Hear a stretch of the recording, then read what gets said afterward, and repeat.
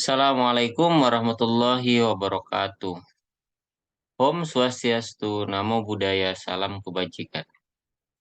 Dear students, welcome to the fourth sessions of the online tutorial.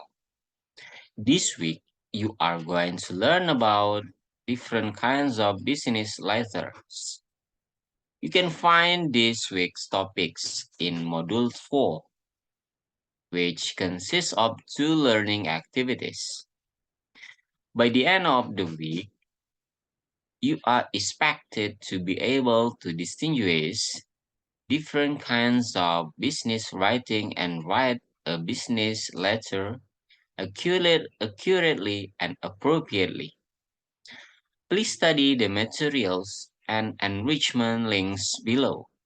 Afterwards, please participate in discussion forum 4 and submit the assignment 1 if you haven't.